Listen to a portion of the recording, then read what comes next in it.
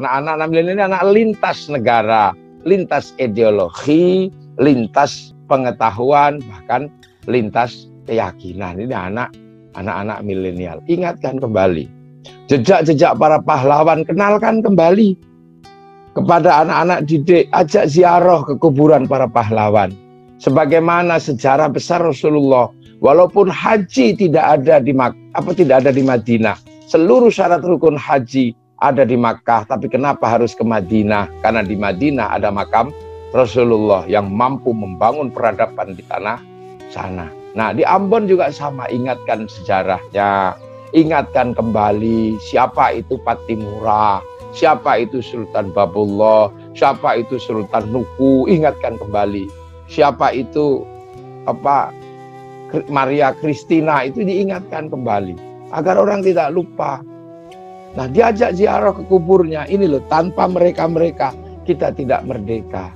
Yang merdeka sekarang yang mampu menjamin manusia, yang mampu menjamin agama karena ada kemerdekaan. Nah, orang-orang anak-anak itu kalau tahu sejarahnya, ziarah ke makam pahlawannya, akan tumbuh di mana tanah-tanah, di mana kubur para pahlawan disemayamkan, akan dicintai oleh anak-anak cucu kita. Kalau anak-anak cucu kita mencintai tanah-tanah di mana guru-gurunya, di mana pahlawan-pahlawannya bersemayam, maka dia akan cinta kepada tanah dan air di mana guru-gurunya disemayamkan. Itu adalah bibit cinta tanah air. Hubbul watan minal iman bisa dilakukan dengan apa? Dengan mengajak mengenang kembali sejarah. Dan itu harus dikerjakan oleh ibu-ibu mulai dari TK, mulai dari apa? Ingat sejarah Amerika. Amerika ketika kalah dengan Vietnam, bangsanya tidak boleh malu.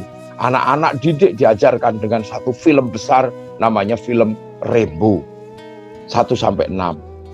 Amerika ketika ditekan budayanya oleh spiritual Cina, maka Amerika bikin film American Kung Fu, American Shaolin.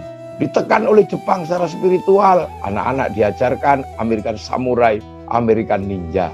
Malaysia yang semakin hari semakin rentan perpecahan, Malaysia akhirnya mengenalkan kembali si Upin dan si Ipin.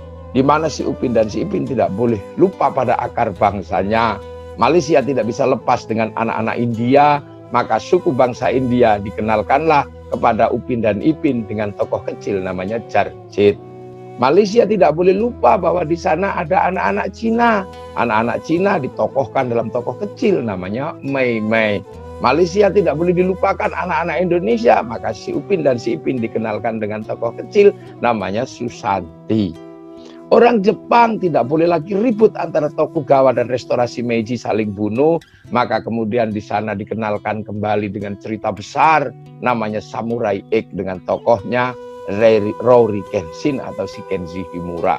Ini upaya-upaya kebangsaan dalam dunia milenial. Amerika kemarin gagal bayar obligasi kepada Cina, dia bikin film 2020 atau Doomsday, kiamat, di mana Amerika hancur, yang selamat Cina. Ketika Amerika gagal menyerahkan obligasinya, akhirnya Cina membuat film The Forbidden Kingdom, di mana yang menyerahkan tongkat Sun Gokong adalah anak Amerika. Ini adalah bahasa-bahasa anak milenial yang sudah jauh dengan bahasa-bahasa kita yang dulu. Maka menjadi seorang pemimpin untuk mengenang kembali bahwa bangsa ini adalah terdiri dari puluhan bangsa, puluhan suku yang bersatu, maka mohon ingatkan kembali pada sejarah-sejarah bangsa besar, sejarah besarnya kota Ambon, sejarah besarnya kota Maluku, sejarah besarnya Indonesia. Insya Allah kita akan hidup dalam kondisi damai ketika semua mencintai bangsanya, bahwa bangsa kita bukan bangsa yang kecil, bangsa kita adalah bangsa yang besar. Mungkin itu yang bisa saya sampaikan. Semoga kita berada dalam lindungan Allah Subhanahu wa Ta'ala.